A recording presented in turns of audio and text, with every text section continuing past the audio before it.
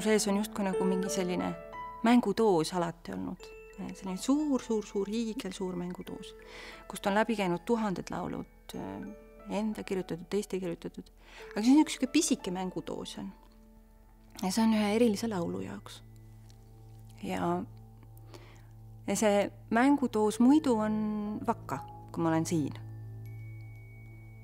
Ja olen kodus. Siis ta on täitsa vakka. Aga kui ma lähen kuskile kaugemale pikemaks ajaks, siis see mängudoos, selle väikese mängudoosi, see laul tõmbab ennast vinna ja ma hakkan kuulma enda kõrvus seda meloodiat, kõigile tuttavat, ilusat ja valusat, mis hakkab sõnadega ta lendab lillest lillesse, ta lendab mesipuu poole.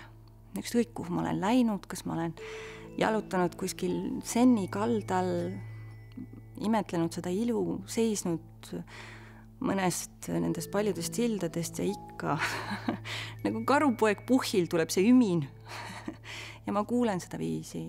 See on midagi kummastavat. Ma võin olla Jeruusalemmas ja jalutada seal selles tohutus kultuuri ja ajaloo külluses.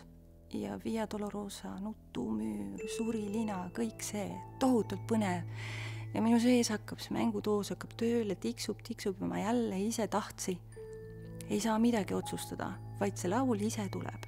Ta hakkab laulma, ta lendab lillest lillesse, ta lendab mesipuu poole. Nii et see on nagu minu selline igatsuse laul. Kas või isegi Šotimaal, mis on minu unistuste riik, kuhu rännata. Kõige ilusamad tunduvad mulle just kui pealt näha Šotimaa mäed. Sa oled kuskil pilvede piiril ja vaatad seda ilmatumat ilu. Ja enne kui sa sinna midagi ise parata saad, siis sa kuuled jälle seda laulu. Ja see laul, enne kui ma ise seda mõeldagi oskan, tuletab mulle meelde, et on aeg koju minna.